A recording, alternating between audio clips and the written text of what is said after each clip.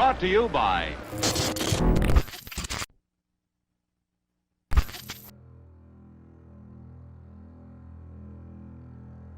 The room fell into a deafening silence, an audible void only interrupted by the ticking of a distant wall clock that hung just out of sight.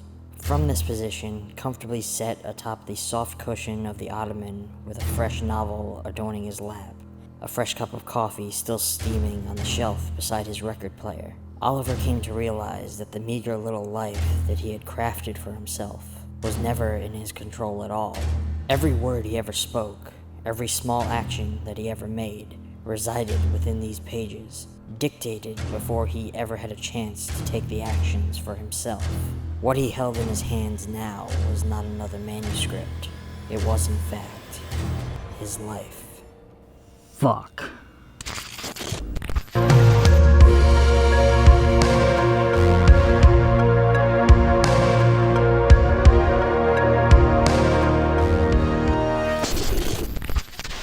Hello, friends, and Happy New Year.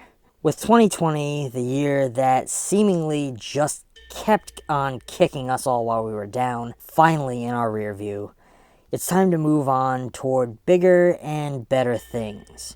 It's time to write ourselves a new story and peel back the pages to something far darker and so much more malevolent. As we are still learning, the horrors in life never truly end.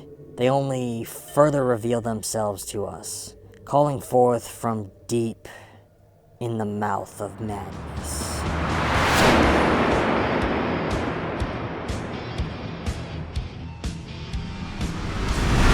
Taking heavy inspiration from the works of H.P. Lovecraft, John Carpenter opens up this one with a hard rock musical composition as we watch the creation of hundreds of novels written by a man named Sutter Kane.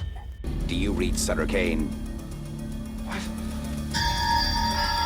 In a sadistic way, forcing us to watch the binding of our own destruction. When horror novelist Sutter Kane goes missing, insurance investigator John Trent scrutinizes the claim made by his publisher, Jackson Harglow, and endeavors to retrieve a yet-to-be-released manuscript and ascertain the writer's whereabouts. Accompanied by the novelist's editor, Linda Stiles, and disturbed by nightmares from reading Kane's other novels, Trent makes an eerie nighttime trek to a seemingly picturesque town in New Hampshire, one that is shrouded in supernatural mystery. The story itself is set up as our lead character, John Trent, played beautifully by Sam Neill, is retelling the events that he has experienced to a psychiatrist. In a strange way, this one choice creates layers to the narrative structure, as the events that he is recounting are later revealed to have already been recounted in the pages of Kane's latest book. In a strange way, this sets up an endless cycle of horrors in which Trent cannot hope to escape, for he himself is only a character locked within them. Sam Neill's character in this film is a fast-talking, quick-witted, full-of-himself man who believes in nothing other than himself and the truth of the matter. Possibilities outside of the realm of fact or popular opinion are inexcusable to him, which creates a perfect opposing dynamic to the nightmares that are unfolding around him. We watch as he is forced to face things to which he would never give any credence, but that he cannot possibly deny when he is seeing them with his own eyes. Yet, I love the choice to make Trent at least try to remain skeptical in spite of what he sees every step of the way. Throughout Trent's retelling, we are witnessing the madness slowly building beneath the fabric of society. As riots and mass hysteria break out across the globe, Sutter Kane's influence spreading like wildfire. The story places Trent to face the possibilities of horrors beyond human comprehension, and almost speaks out against the influence that art and pop culture can have on the masses. This is something Carpenter has been known to do a lot in his career. In films like They Live, he tends to work in messages against the problems he finds within society, twisting the things he fears into horrific forms on screen. He places the works of writers like King and Lovecraft on the pedestals of worship, and jabs at the societal influence over consumerism that they wield with every stroke of the pen and turn of the word. To me, Carpenter seems to be presenting an idea regarding authors like these whose massive following elevates their hubris and power to sway the popular opinion. He's making statements that an artist is merely the hand that crafts the narrative, the doorway to which an idea takes shape, and the tool that is used to form them.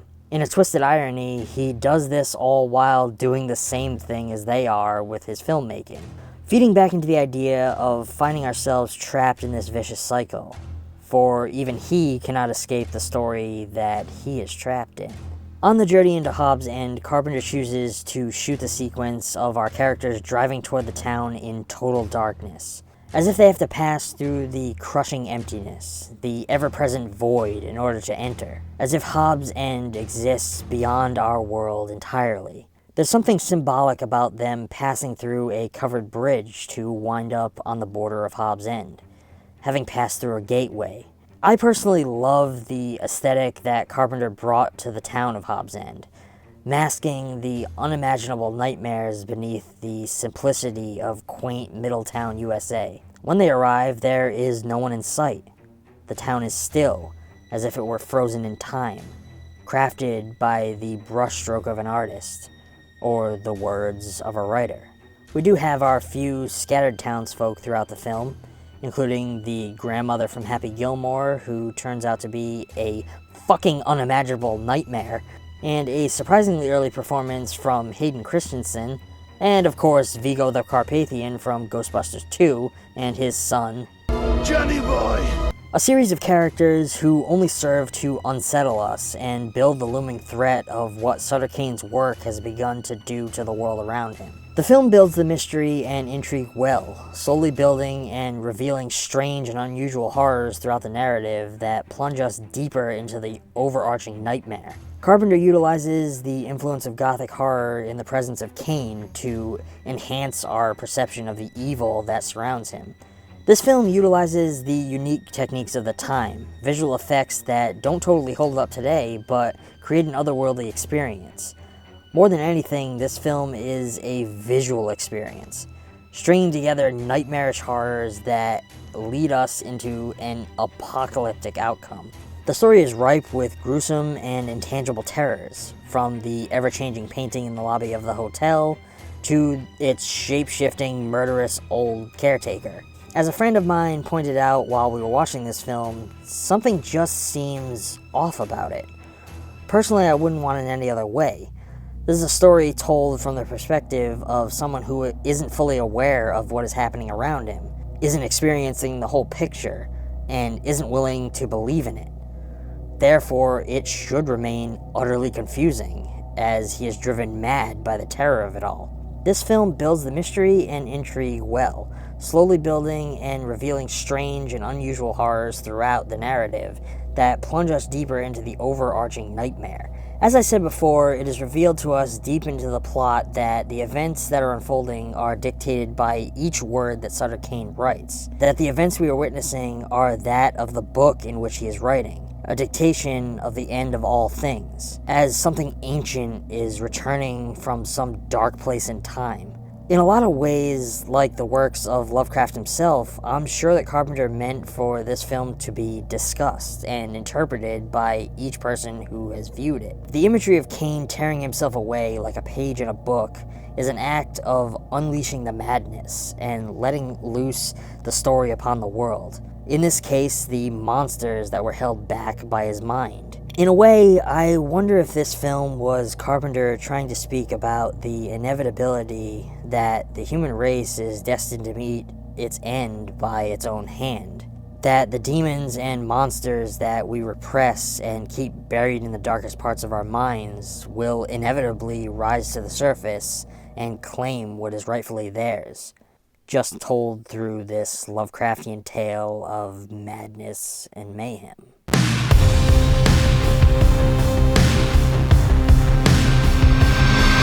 Hey everyone, thank you so much for watching. If you enjoyed this video, please let us know by smashing that like button and subscribing to this channel for more future content like this. If you want to get yourself involved in what we do here and stay up to date on our future videos, please consider supporting ETF on Patreon. For as little as $1 a month, you can help us keep the lights on and push away that impending darkness from beyond the void for just one more night. For more fun stuff, including merch, stories, discussions, and more, visit embracethefilm.com. But that's going to be all for now. Until next time, stay safe and keep embracing film.